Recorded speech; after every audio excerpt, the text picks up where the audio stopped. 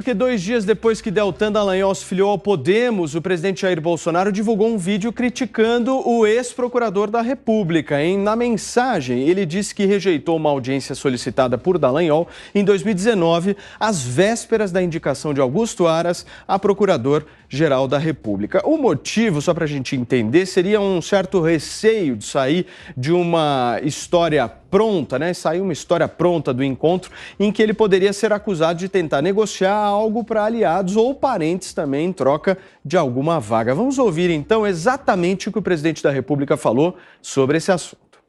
Faltavam poucas semanas para eu indicar o PGR para o Senado e um ajudante de ordem trouxe o telefone e falou: Deltan Dallagnol quer falar contigo.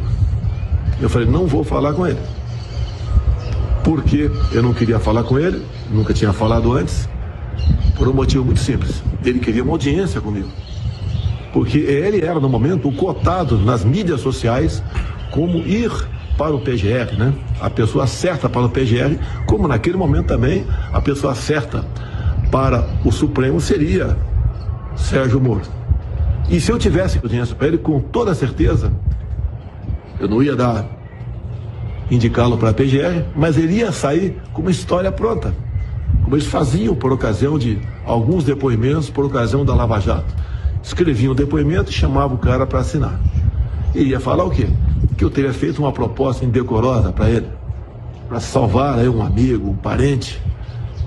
E então, como ele não aceitou o Deltan Dallagnol, ia me acusar do quê? De parcial. Muito bem, tá aí o vídeo do presidente da República e o Deltan Dallagnol rebateu essas críticas do Bolsonaro, gente, dizendo que jamais buscou o presidente para essa audiência que está sendo discutida.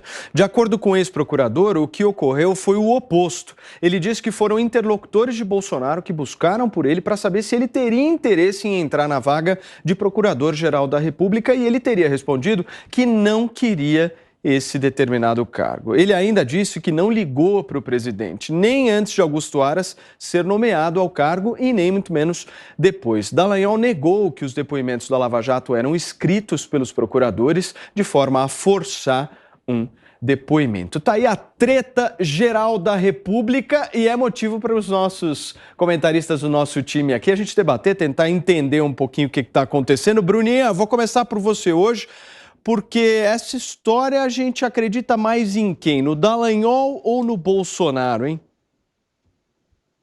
Olha, Paulo, é difícil, A palavra de um contra de outro num momento de pré-campanha em que o Dallagnol é um aliado de Sérgio Moro, que é o pré-candidato com maiores chances de incomodar aí o Bolsonaro, Então, nesse sentido, é muito difícil. Agora, se a gente prestar atenção numa característica do primeiro ano de governo, dá para a gente imaginar o que é que esteve por trás desse imbróglio. Como o Bolsonaro, a eleição de 2018, dependeu da ação, muitas vezes desordenada, e orgânica, de várias lideranças ligadas a movimentos de rua, movimentos conservadores, e esses movimentos acompanharam a Lava Jato, tinham uma admiração aí, tanto pelo Sérgio Moro quanto pelo Deltan Dallagnol. O que aconteceu foi que quando o Bolsonaro começou a ter essas prerrogativas de indicar um cargo X, um cargo Y, quando isso começou a surgir, foi praticamente automático que toda essa base começasse a jogar nomes nas redes sociais e defender e fazer campanhas públicas e abertas para esses nomes. E eu me lembro muito bem que no caso do Deltan Dallagnol foi isso mesmo que aconteceu, a campanha muito apoiada pelo movimento Vem Pra Rua, por exemplo, mas outros também, vários outros. Tinha o pessoal da Carla Zambelli apoiando a Ailton Benedito, por exemplo, nas ruas. Enfim, era uma característica do primeiro ano de governo que a base de apoio se impunha, se tentava ser ali ouvida pelo presidente. Então, pode ter acontecido um quiprocó mesmo, porque eu acho, sim, provável que algumas dessas lideranças tenham, sim, procurado o Deltan Dallagnol para sondar, eu acho que isso é provável. E também não acho improvável que essas lideranças tenham criado aí, de repente, uma ligação telefônica que nunca se completou, e que talvez, por isso aí a confusão do Deltan Dallagnol. Então, na verdade, essa essa confusão aí, ela pode realmente ter ocorrido, graças em virtude da intervenção, da insistência, né, de muitas lideranças desses movimentos de tentarem aproximar aquelas figuras simbólicas da Lava Jato do governo Bolsonaro. Quem fez o maior gesto disso foi o próprio Paulo Guedes, trazendo Sérgio Moro, mas o voto lavajatista foi importante para compor o voto do segundo turno do Bolsonaro. Então, Daqui a pouquinho a nossa Bruna Torlai volta aqui ao nosso trezinho. Eu vou passar a bola para o Fábio Piperno, porque se eu conheço você... Cadê o Piperno, produção? Coloca o Piperno aqui que eu quero conversar com ele agora. Se eu conheço você, meu caro Fábio Piperno, entre Deltan Dallagnol e Bolsonaro, você fica com a briga. Paulo, enfim, boa tarde, amigos. Eu quero dizer só uma coisa, né? Eu já disse isso também em relação ao juiz Sérgio Moro, e eu acho que o mesmo raciocínio se aplica ao Dallagnol. Quando ele e o Bolsonaro se acusam, é provável que os dois estejam dizendo a verdade. Mas, veja, em 2019, de fato, muitos nomes surgiram.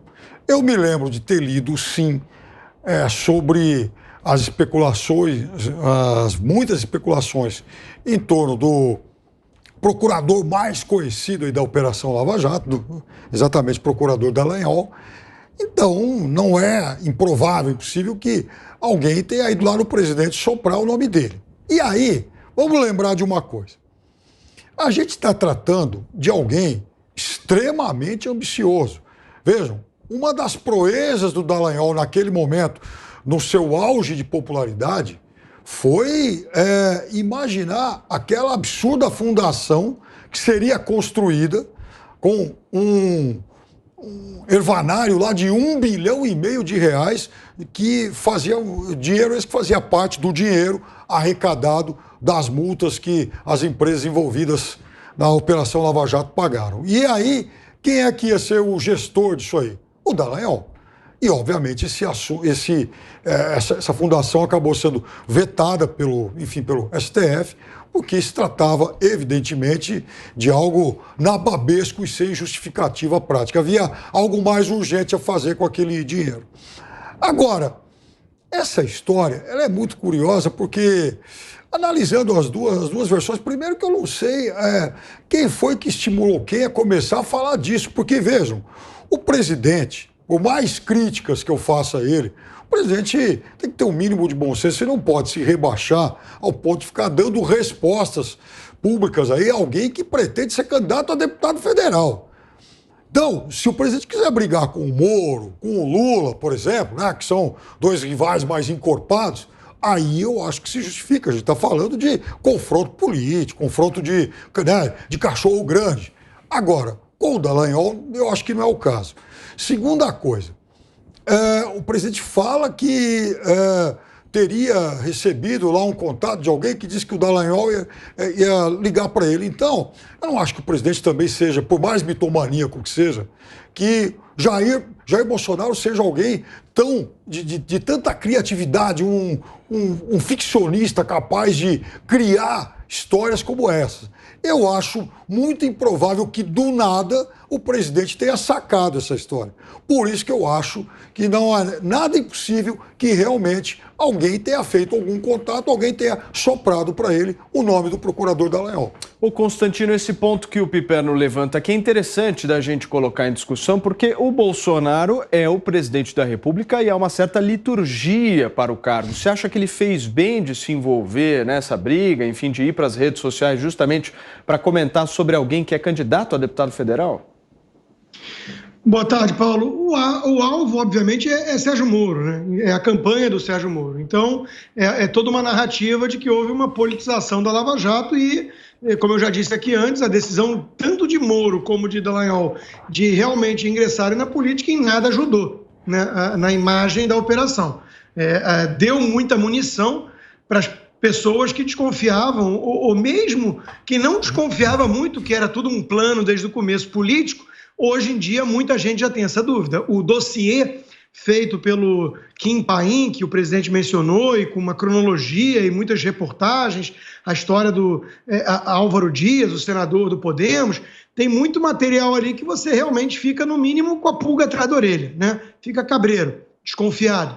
Então, ele está batendo no Moro, na verdade, né, nesse pacote lavajatista.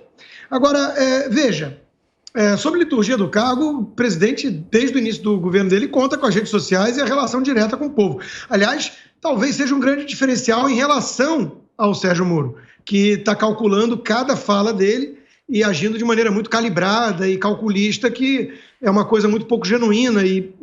Enfim, tem gente que acredita em marqueteiro e velha política desse jeito.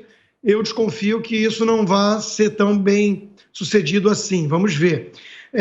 Agora, o que temos aqui é a palavra de um contra a palavra de outro. Então, é analisar o que é mais crível ter acontecido, se o presidente ia inventar um negócio desse do nada, se talvez tenha ocorrido algum boi na linha, algum ruído, e a coisa foi no meio do caminho, houve uma ligação, mas não foi bem do Dallagnol, e o presidente cogitou, mas depois não quis atender. Enfim, pode ter sido alguma coisa no meio do caminho. Tá? Para mim, talvez seja até o mais provável, porque agora o Dallagnol veio a público também negar de uma maneira muito enfática, dizer que foi o oposto, ele que foi procurado.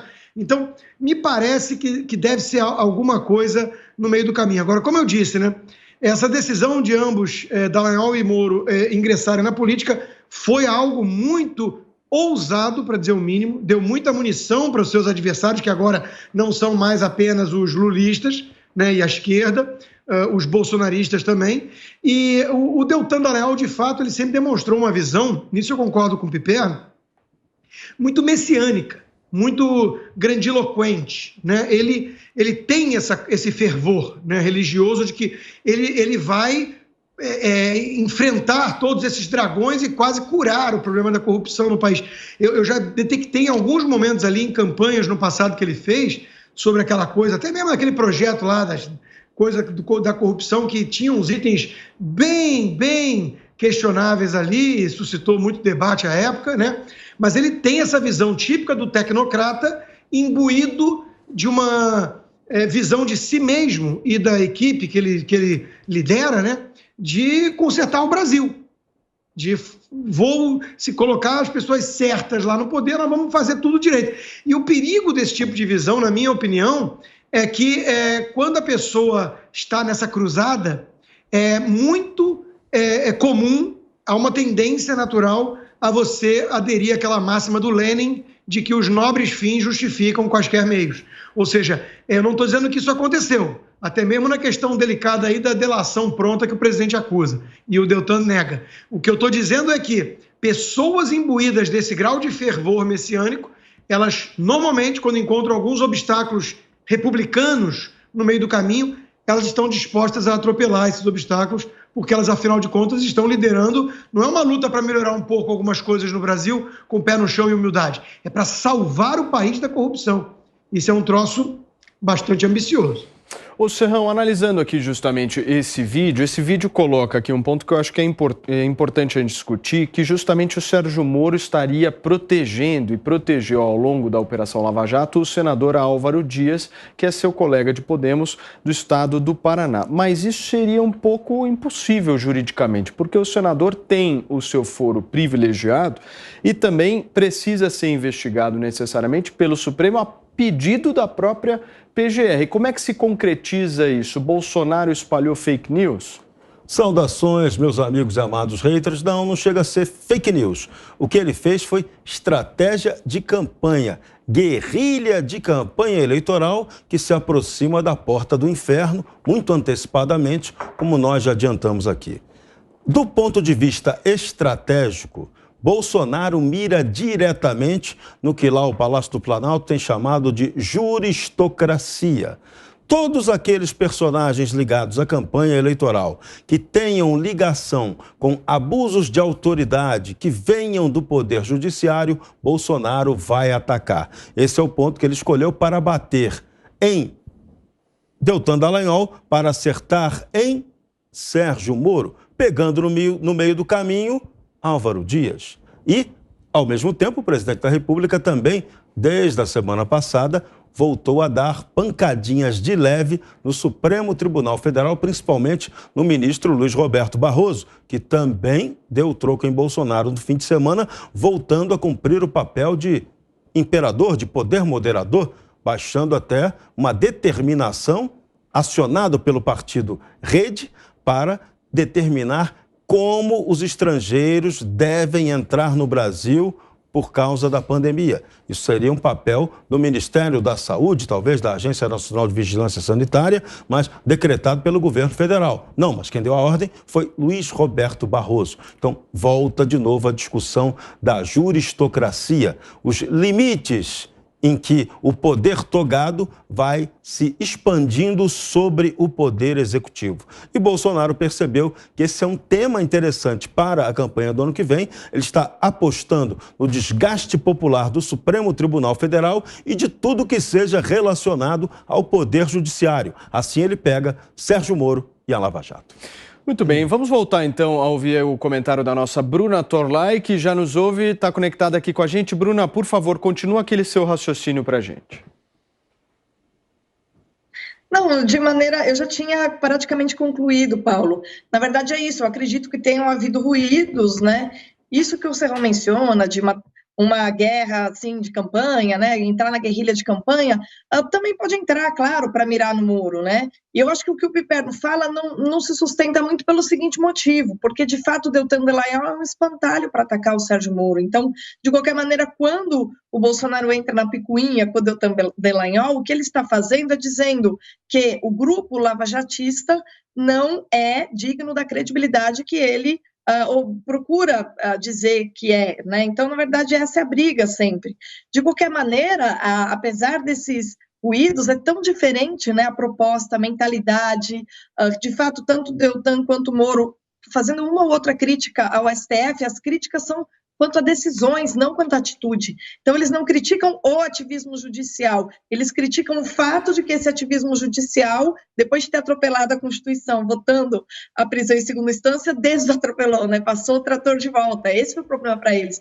Então, o ativismo judicial, para figuras como o Moro e o Dallagnol, não seria um problema caso tivessem aliados com seus objetivos, né? Então, é nesse sentido aí, as pessoas estão começando a ficar atentas, né, quanto a um eventual risco de que, com o Sérgio Moro, Deltan Dallagnol, essas figuras sendo eleitas, a gente, assim, os brasileiros não teriam realmente representantes muito preocupados em evitar aí o avanço dessa tecnocracia togada, né, que é o avanço da juristocracia, essa nova modalidade de poder que funciona da seguinte maneira: aqueles que não têm nenhum voto passam por cima de decisões que demoraram meses e muitos acordos para acontecer, né? A partir do momento que você tem figuras que não se preocupam com isso e que têm todas as condições de fazer essa crítica, figuras que vêm do judiciário, ali você tem um problema. Então, não é por acaso que o Bolsonaro ele vai explorar essa fragilidade aí que está associada ao grupo lavajatista. Fala, Piperno.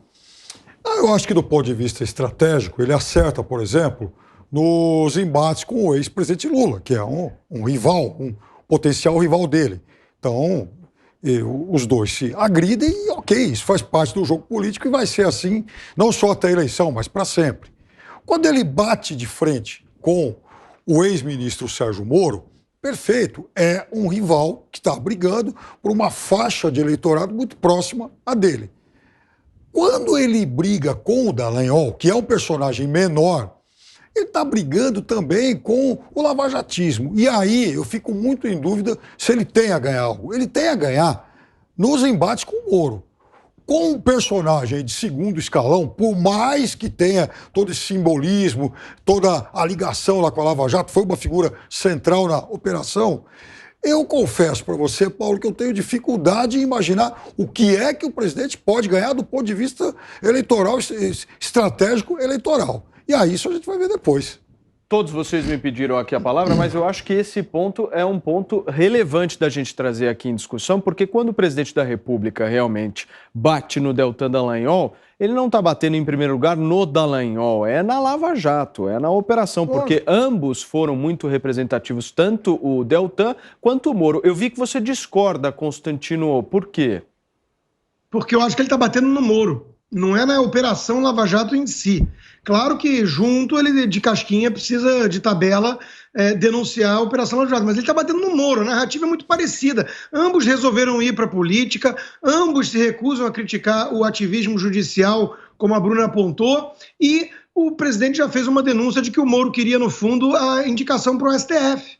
e que quando isso não aconteceu, ele saiu da forma que saiu do governo. Então, ele falar que o Deltan Dallagnol quis a PGR e não levou, e ele não atendeu porque depois vem a narrativa, ele está falando do Moro. Ele está falando assim, ó do que essa turma é capaz. Essa turma age nos bastidores, cria suas narrativas, banca os únicos honestos, as virgens vestiais no bordel, né? E nos bastidores o jogo é bem diferente. Então ele está colocando em xeque uma estratégia política que me parece, pode ser arriscada, mas é inteligente. Ele está colocando em xeque a aura de credibilidade que essa turma que agora está concentrada no Podemos ainda tem perante uma parte do eleitorado que é bolsonarista ou bolsonarista arrependido, decepcionado. E ele está colocando em xeque isso, está falando, pensa bem, vocês acreditaram muito no Moro. Quando eu demiti o Moro, quando ele saiu, muita gente, eu aqui inclusive, né, muita gente falou, porra, que isso, né? O que aconteceu? E aí a história mostrou que a coisa não era tão preto no preto, branco no branco assim, que tinham ali coisas ou informações ou atitudes, no mínimo suspeitas ou esquisitas vindo dessa turma, que hoje está na política, que está com um senador que foi acusado de receber propina e de fato acabou não sendo muito investigado e que é calibrado em cada postagem que faz. Consta, como é que o Álvaro Dias ia ser investigado pela Lava Jato se ele tem o foro privilegiado e é o Supremo quem faz essa investigação? Como é que a Lava Jato faria isso? Paulo, vários outros, né? De novo, eu não sei onde a coisa travou. O que eu sei é que o dossiê levantado ali pelo Paim, muitas informações, aliás, todas, são públicas. É coisa de imprensa, ele faz um trabalho de concatenar e dar alguma lógica cronológica à coisa. Então, assim, eu não sei o que aconteceu. Eu sei que houve denúncias e que tem uma turma da mídia aí, né? Uma turma bem ativista, né? Que eram provavelmente os receptores de informação vazada do governo quando o Moro ainda estava no governo. Então, juntar peças desse quebra-cabeça, algumas pessoas ficam encasquetadas, falam assim, eu talvez tenha sido muito ingênuo em acreditar que esse grupo era um grupo purificador acima do bem e do mal. É só isso que ele está fazendo. Agora, deixa eu trazer a pergunta central dessa história para vocês. Na política, alguém chuta cachorro morto? Porque nós temos um presidente da República que está vindo a públicos colocar contrário ao Deltan Dallagnol. O Constantino acha que é o Sérgio Moro, outros podem dizer que é contra a Lava Jato. Enfim, nós estamos discutindo justamente isso. Mas existe cachorro morto nessa história, Piperno?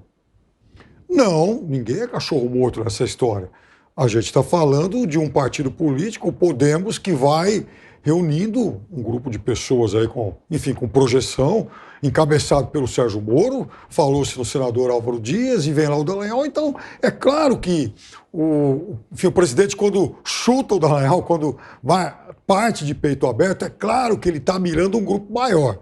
Mas a minha dúvida é se essa estratégia de também sair de peito aberto contra o lavajatismo vai surtir algum efeito, algum lucro para ele, né? Algum lucro eleitoral. Agora, só uma rápida questão.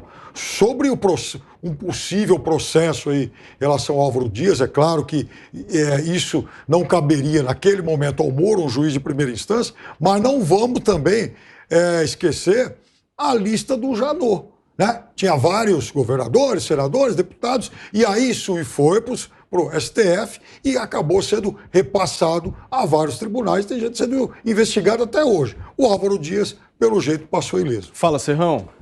Nesse vídeo que Bolsonaro pede que se assista do jornalista Kim Paim, na verdade, o senador Álvaro Dias é citado por vários daqueles doleiros, vários daqueles réus na Lava Jato, com implicações, com ajuda de campanha. Ele teria recebido ajuda de campanha do famoso Alberto Youssef. Então, essa história aí é para tentar queimar quem está do lado de Sérgio Moro. Então, a estratégia maior de Bolsonaro é bater em Moro. Isso aí está na cara. Mas por que, taticamente, ele ataca também Deltan Dallagnol? Porque ele tem críticas específicas em dois aspectos. Vários procuradores da Lava Jato têm feito críticas sistemáticas a Jair Bolsonaro nas redes sociais, sistemáticas e pesadas. E 2, ele também aproveita para tirar uma casquinha da atuação que Bolsonaro considera, às vezes, abusiva do próprio Ministério Público em relação a vários réus. É aquilo que acontece até no caso do filho dele, o senador Flávio Bolsonaro. Bolsonaro, o presidente, considera que seu filho foi alvo de um ataque injusto e concatenado do Ministério Público do Estado do Rio de Janeiro. Então ele joga essa questão do Ministério Público como atacador, como uma espécie de Gestapo, isso até que falam lá nos bastidores, para tentar desmoralizar, assassinar a reputação de adversários políticos. A discussão é pesada, é séria e vai render. Vai lá você, Bruninha, por favor.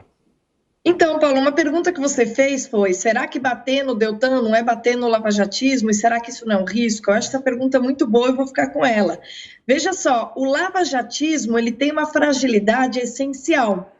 Essa atitude, né, de a Lava Jato vai resolver tudo, etc. A Lava Jato ela é o quê? Ela praticamente é enxugar gelo, porque na verdade ela investiga o resultado de um problema. O problema maior, que é a corrupção, que o Serrão sempre repete aqui, que o Brasil tem um problema de corrupção sistêmica, etc., tem a ver com a própria estrutura hipercentralizada, tem a ver com a falta de subsidiariedade, tem a ver com o fato de os orçamentos não ficarem nas prefeituras, irem para Brasília e gerarem uma série de problemas. Então, na verdade, quando a gente fala de corrupção, tal como aconteceu ali, né, a concentração de recursos, o fato de o Estado ser inchado, a gente ter essa mentalidade desenvolvimentista ainda muito predominante na política brasileira, é tudo isso que está por trás de tudo que a gente chama de corrupção, que é a corrupção. Então, na verdade, você ficar combatendo a corrupção é praticamente como você ficar colocando esparadrapo em alguém que precisa de uma cirurgia.